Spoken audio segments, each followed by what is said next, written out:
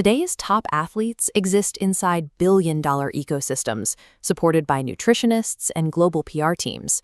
But in the early 1960s, European football was a gritty, localized affair, played on waterlogged pitches and heavy cotton kits and thick leather boots. Into this working-class environment stepped a teenager from Belfast, a player whose talent would eventually bridge the gap between this mud-bound reality and the era of the global megastar. At 15, George Best was rejected by his local club, Glentoran. Coaches believed he was too small and light to survive the professional game.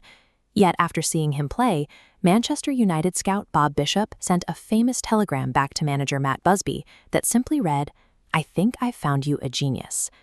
Best became the first modern sports pop star, but he arrived in an era with no blueprint or infrastructure to protect him from the weight of that fame. His fame rested on a style of play that was essentially uncoachable.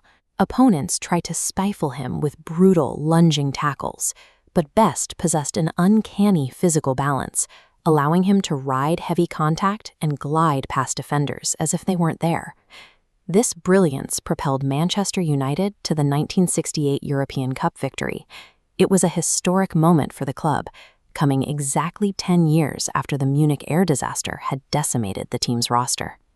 Best provided the decisive moment in the final at Wembley, beating the goalkeeper with a dummy before rolling the ball into an empty net. He finished the season as the joint top scorer in the league and won the Ballon d'Or as the best player in Europe.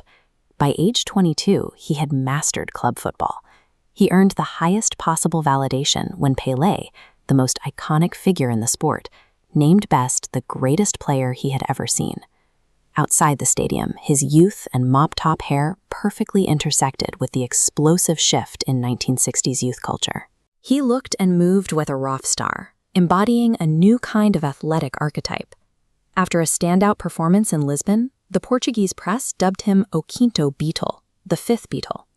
This title moved him from the sports pages to the front-page headlines, making him a household name across Europe. He turned this attention into a commercial empire, opening fashion boutiques in Manchester and appearing in television advertisements for everything from sausages to eggs. His social life became a national obsession.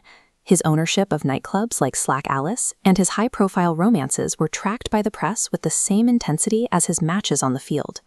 This level of cultural saturation changed the definition of a footballer, moving the profession away from the local hero and toward the global consumer icon.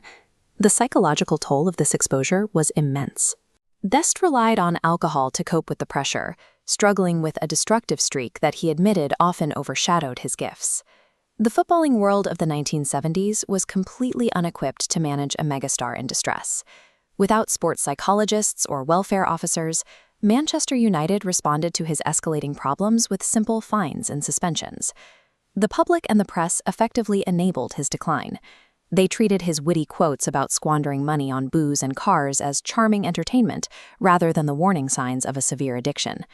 His celebrity acted as a mask, allowing a fatal disease to take root in plain sight, while the sporting infrastructure looked the other way.